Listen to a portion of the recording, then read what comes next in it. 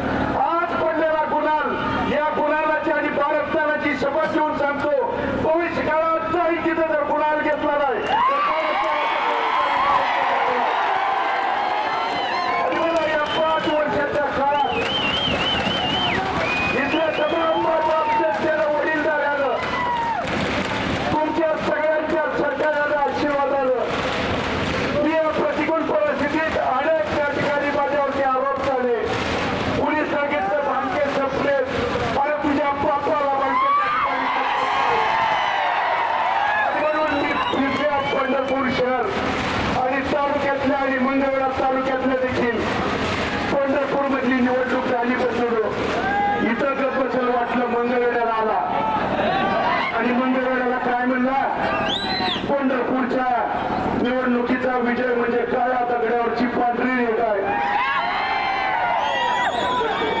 ही तुझा काळा दगड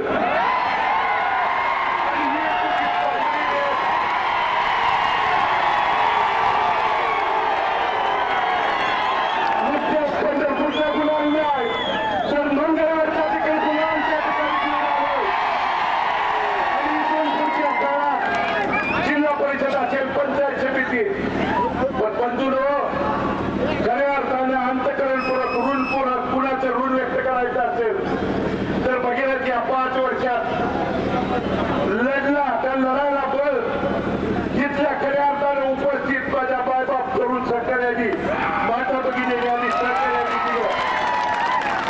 माझा बाप खऱ्या अर्थाने जिवंत ठेवण्याचं काम तुमच्या संघर्षानं स्वाभिमानानं तुमच्या लढाईनं तुमच्या त्या ठिकाणी कार्यकर्त्यांची निष्ठा प्रेम काय असतं या खऱ्या अर्थानं भारताला जिवंत ठेवण्याचं काम तुम्ही त्या ठिकाणी केलं।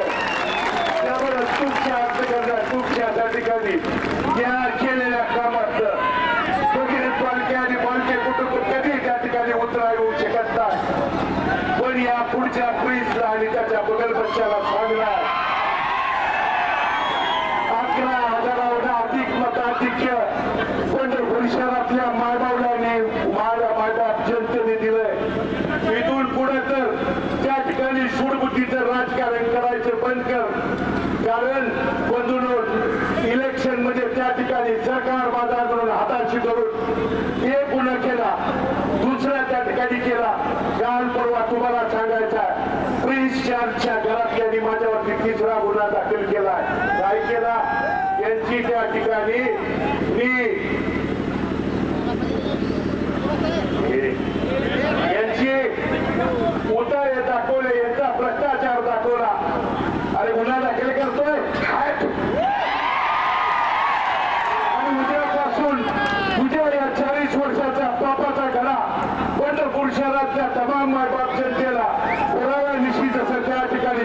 उंचावरून दाखवलं.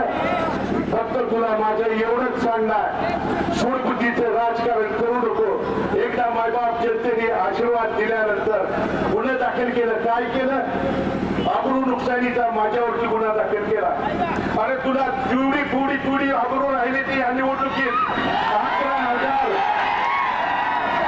11,136 मतानं मताधिक्य दिल्यावर तुला आबरू तर शिल्लक आहे का? एकदा तपास.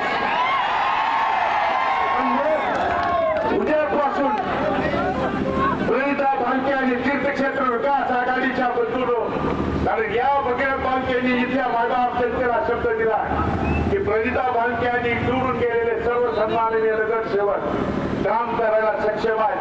तिच्या निर्णयात, तिच्या कोणत्याही त्या ठिकाणी नगरपालिकेच्या अधिकारात भगीरथ भालके त्या ठिकाणी हस्तक्षेप करणार नाही.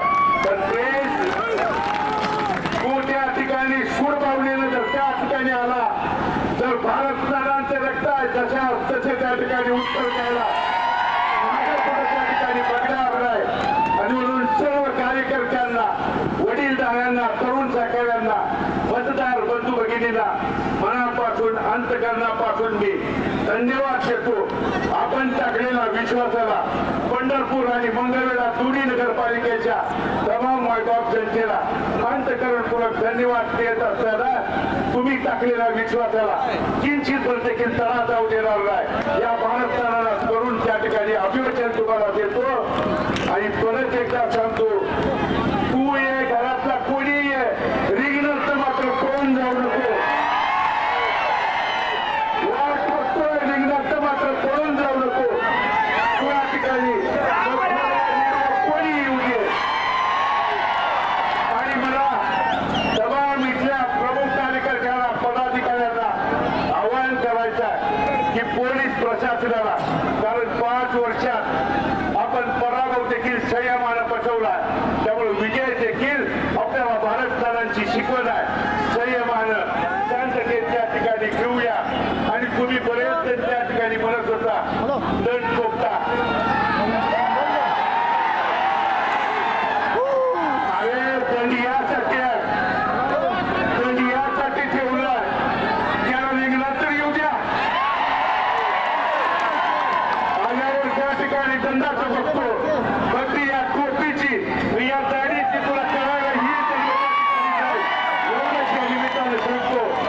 आणि तरुण सहकार्यांना, वडीलधाऱ्यांना, प्रमुख पदाधिकाऱ्यांना नम्र आव्हानाने विनंती करतो की आपण पराभव देखील शांततेत बसवले, आपण विजय देखील शांततेत, सन्मानात त्या ठिकाणी पोहोचवून इथल्या कुठल्या माता भगिनींना, वडीलधाऱ्यांना कोणत्याही प्रकारचा त्रास न होऊ देता ग्रामीण भागात आलेल्या आपल्या घरापर्यंत शांततेत, संयमानं त्या ठिकाणी जाऊया. आणि इथून पुढचा गुन्हा जिल्हा परिषद, पंचायत समिती काय असू द्या,